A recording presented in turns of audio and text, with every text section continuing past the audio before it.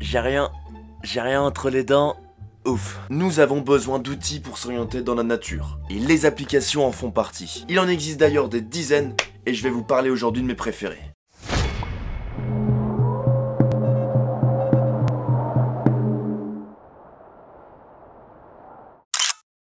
Et salut la compagnie. J'espère que vous allez tous bien et que vous vivez votre meilleure vie. Bref, pour ceux qui ne me connaissent pas, je suis Alexis Bruce, formateur en vie sauvage et vidéaste. Alors bienvenue sur ma chaîne YouTube. En cette époque moderne, on a tous un portable dans notre poche. C'est un outil ultra puissant qui permet de réaliser un tas de choses. Et ça peut s'avérer ultra pratique dans notre activité, tu vois. Comme je te l'ai sûrement déjà dit, au plus tu vas cumuler les outils topographiques pour prendre tes mesures, au moins tu auras de chance de t'égarer et de te perdre sur le terrain. Avant, tu avais nécessairement besoin de plusieurs outils pour pouvoir t'orienter. Une boussole par exemple, une carte, un altimètre. Maintenant, tout est réuni dans cette petite boîte. Bon là, je t'arrête tout de suite parce que je sens les critiques arriver. Je vous conseille toujours, en plus de votre portable, de garder des outils physiques pour pouvoir vous orienter. Une boussole ou une carte, rien ne remplacera cela, et le désavantage du portable, c'est que si on capte plus et s'il n'y a plus de batterie, il devient inefficace. Je dirais que l'utilisation des portables en rando à travers notamment les applications, ça permet à des personnes plus ou moins débutantes qui n'ont pas encore trop de connaissances dans l'orientation, dans la lecture topographique, etc. et de pouvoir se dépatouiller et s'en sortir. Ça simplifie énormément les choses et ça les rend plus accessibles. Mais si on veut réellement assurer sa sécurité, on ne peut pas se contenter seulement de ça. Comme je vous le disais précédemment dans la vidéo, mais il existe des dizaines et des dizaines de sites et d'applications spécialisées dans la rando. Mais pour moi, il y en a seulement que quelques-unes qui vaillent le coup. Voici donc les deux applications que moi j'utilise depuis de nombreuses années. Visorando et Géoportail. Alors, on se retrouve maintenant sur l'application Géoportail, une application que je veux donc vous faire découvrir parce que moi je l'utilise depuis des années et je la trouve vraiment très utile, qui nous propose un tas d'informations vraiment déjà véritables puisqu'on est sur un site national et en plus c'est totalement gratuit et ça c'est plutôt fun. Donc vous avez vu qu'au niveau de l'application ça reste assez simple. On a en haut une barre de recherche dans laquelle je peux venir taper par exemple une destination. Donc là, plomb du Cantal. Hop là, ça me géolocalise directement, ça va me diriger sur le plomb du Cantal, la destination que j'ai recherchée. Ça c'est déjà pas mal utile.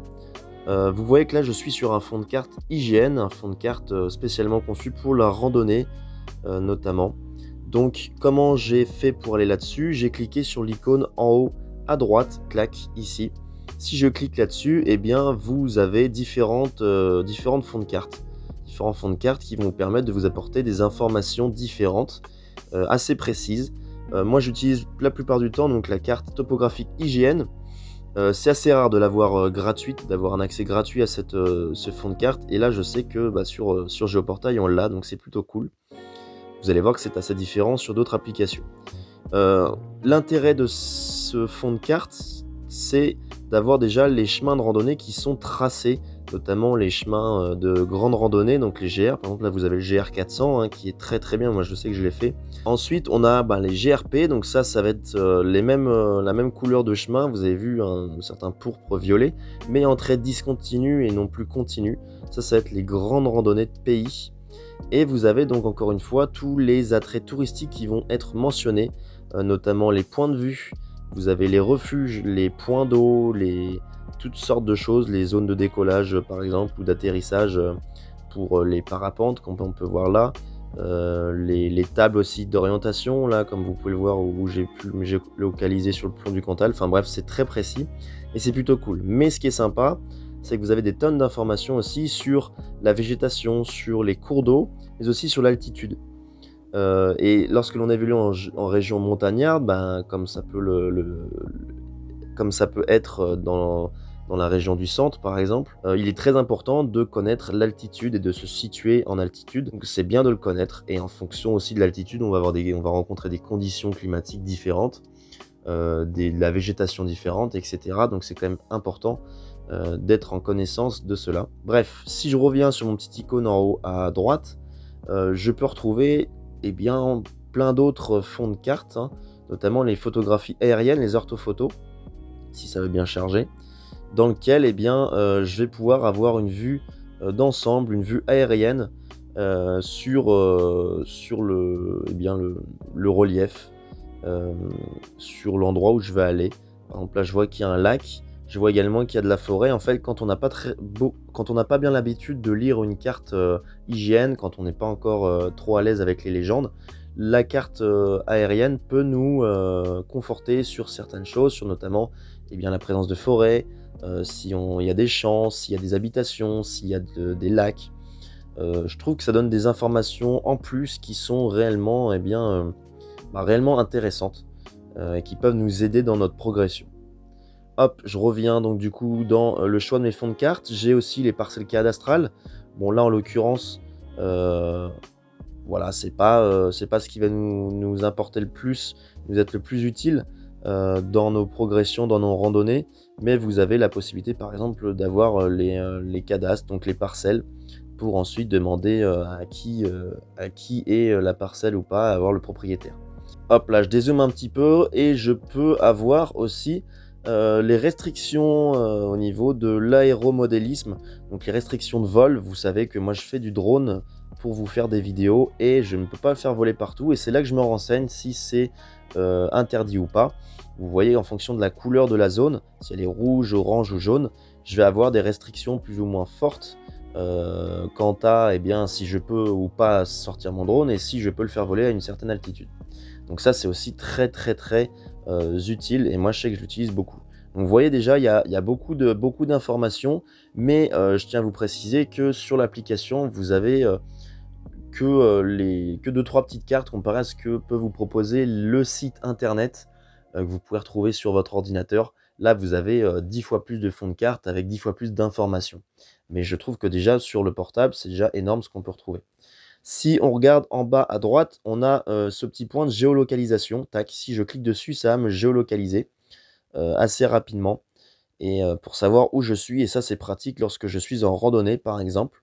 Le site Géoportail va vous proposer d'autres outils ultra efficaces que vous n'avez pas vraiment sur l'application. Vous allez avoir la possibilité sur le site d'effectuer des tracés, de fabriquer des profils altimétriques ou encore de calculer un isochrone. C'est vraiment un super outil que je vous conseille réellement d'utiliser dans vos préparations d'itinéraire. Moi, Géoportail, je l'utilise principalement lorsque je suis chez moi en sécurité, les 2 pieds dans mes pantoufles, bien calés sous le bureau, pour justement préparer et rechercher un maximum d'informations sur ma randonnée, mon trek ou mon aventure, pour qu'il m'évite de tomber sur des pièges et que j'ai des réelles surprises sur le terrain.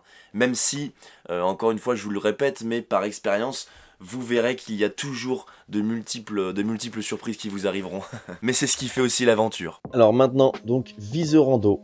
Visorando, la deuxième application que j'utilise, on va dire que j'utilise quand même plus souvent que l'application Géoportail, et notamment plus souvent lorsque je suis sur zone. Alors Visorando, je vous disais que c'était une application participative, puisque en fait elle vit grâce à la participation de nombreux randonneurs qui vont mettre leur randonnée et que je vais pouvoir retrouver tout de suite. Je vais vous montrer comment on fait. Donc par exemple, hop là, je vais mettre une localisation lorsque j'arrive sur l'application. Par exemple, je sais pas, Annecy. Je vais mettre Annecy. Je vais préciser ce que je veux faire. Allez, je vais faire une randonnée à pied et je vais ensuite rechercher. Voilà. Ça va me permettre, vous avez vu, de tomber sur des dizaines de randonnées à faire, classées par difficulté, en termes de temps, en termes de distance, en termes aussi de dénivelé positif à effectuer. Et ça va être plutôt intéressant si je veux me promener. Par exemple, je sais pas, je vais trouver une randonnée assez facile, hop, Rec de Cher, tac, je clique dessus. Voilà, et là je vais tomber sur un tracé qui est directement mentionné sur carte, un tracé au format GPX que je peux télécharger. J'ai aussi des indications, vous avez vu en bas, sur la distance, donc le kilométrage, le temps à peu près dans lequel je vais parcourir ça. J'ai l'altitude maximum, l'altitude minimale, le dénivelé positif aussi, 161, vous voyez. Donc voilà, j'ai quand même plein d'informations assez intéressantes. Et puis je peux aller dans détail aussi, vous avez vu en haut, je peux soit sélectionner sur résumé, détail, et là donc j'ai quelques photos déjà, quelques photos qui peuvent me permettre d'avoir un aperçu sur la randonnée. Donc ça c'est plutôt cool qu'ils ont été mis encore une fois par le mec en question. Et il y a une petite description que la personne a bien voulu mettre. Voilà, cette promenade forestière vous emmène à travers des milieux naturels très contrastés. En traversant les rocs de Cher, on passe des milieux alpins à la Méditerranée. Enfin bref, voilà. Ça, c'est plutôt intéressant aussi. Et ça, je trouve ça vraiment puissant sur cette application. Ok, ensuite, pour vous montrer ce qu'il est possible de faire sur cette application, eh bien, je vais cliquer en haut à gauche sur le petit encadré, ce qui va m'ouvrir une autre page. Sur cette autre page, vous pouvez voir que, eh bien, on a par exemple enregistré une trace. Si je clique dessus, eh bien, en fait, ça va me géolocaliser et ça va me permettre, en démarrant la trace, eh bien, d'enregistrer simplement un parcours, un tracé que je vais pouvoir ensuite mémoriser dans mon application et surtout pouvoir faire sortir et puis le conserver en format GPX, par exemple, le partager. Ça va m'enregistrer le nombre de kilomètres que je vais parcourir, le dénivelé, etc. Et ça, je trouve ça intéressant et on va pouvoir les retrouver dans mes traces. Juste ici, voilà. Ici, on a mes traces. Vous avez vu, par exemple, les dernières traversées que j'ai fait, que j'ai effectué, le tour des glaciers de la Vanoise.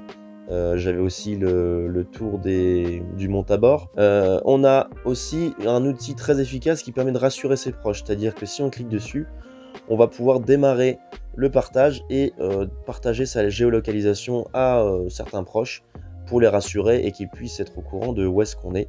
Et ça, je trouve ça très puissant. On a aussi, si je continue, un logiciel de tracé. Logiciel de tracé qui va nous permettre, comme son nom l'indique, de faire une trace pour ensuite pouvoir la suivre sur l'application. Donc comment ça marche? Eh bien, j'ajoute un point et je vais me déplacer sur la carte, tac, en ajoutant des points, par exemple, tac, tac. Voilà. Et ça va me donner donc le nombre de kilomètres que fait cette trace, l'altitude, enfin le dénivelé positif et le dénivelé négatif, encore une fois. Et je vais pouvoir enregistrer la trace en mettant une difficulté et tout pour plus tard. Et ça, c'est aussi pour moi très très intéressant. Ce qui va être aussi très très efficace sur cette application, ça va être la possibilité d'importer vos fichiers GPX. Donc là, je peux aller chercher mon fichier GPX. L'application va l'importer, j'aurai juste à cliquer dessus et j'aurai mon tracé que j'aurai plus qu'à suivre comme on pourrait le faire avec un GPS. J'ai plus qu'à le suivre puisque l'application, encore je vous le répète, vous géolocalise. Et donc ça me permet de suivre une trace que j'ai pu trouver sur internet ou que j'ai pu effectuer et constituer. Donc ça, c'est vraiment, vraiment intéressant. Le seul bémol avec l'application Visorando, je dois dire, c'est que vous allez devoir payer un petit peu pour pouvoir l'utiliser complètement. En fait, les fonds de carte IGN sont payants, ne sont pas gratuits et directement accessibles sur le site. Bon, après, si on remet les choses dans le contexte, l'abonnement pour avoir tous les fonds de carte IGN de l'ensemble du territoire français va vous coûter aux alentours de 20 € à l'année sur Visorando. Alors que tu vois, si tu achètes une simple carte d'une zone définie, par exemple ici le massif des Bauges, eh bien tu vas en avoir pour presque 15 € maintenant. Donc bon, eh bien certes, les cartes papier sont vraiment bien, ça permet d'avoir quelque chose de concret, de physique, de pouvoir effectuer plus de mesures facilement et plus précises. Mais bon, ça revient vite cher et au moins là j'ai l'ensemble des cartes du territoire et si vraiment je veux venir compléter avec des cartes papier, en fait j'irai normalement faire des captures d'écran par exemple du site Géoportail que je vous ai montré. Je vais les imprimer, comme ça je pourrai les avoir en papier. Ça permet d'économiser quelques sous et on doit dire que surtout par les temps qui courent, eh ben, on ne demande pas mieux, hein. Oui, la YouTube Money ne paye pas encore assez. Alors moi, j'ai une petite question, j'aimerais savoir quelle application tu utilises si tu en utilises une pour ta pratique de la randonnée. Je te laisse donc taper ça sur ton clavier dans l'espace commentaire juste en dessous de la vidéo, je pense que ça peut m'intéresser moi et intéresser aussi les autres de la communauté. On arrive à la fin de cette vidéo, je vous ai presque tout dit, mais comme à chaque fin de vidéo, j'aime vous rappeler les prochaines dates de stage. Oui, n'oublie pas de t'inscrire à mon prochain stage de perfectionnement bivouac qui va se dérouler le week-end du 12 et 13 novembre. Si tu veux et que tu es intéressé pour t'inscrire, eh bien je t'encourage à me contacter sur le mail qui est visible dans la description de la vidéo. Tu peux m'y poser des questions, je reste disponible bien sûr pour te donner un maximum d'informations et j'espère t'y retrouver. Voilà les amis, je pense que cette vidéo pourra vous aider, notamment peut-être aux débutants qui n'ont pas encore trop l'habitude et qui cherchent des informations pour partir à l'aventure, pour franchir le pas. C'est vrai que c'est pas toujours facile au début. Je vous remercie donc à tous mes abonnés de me suivre, de me soutenir autant. Vous êtes des centaines et des centaines à m'envoyer des messages,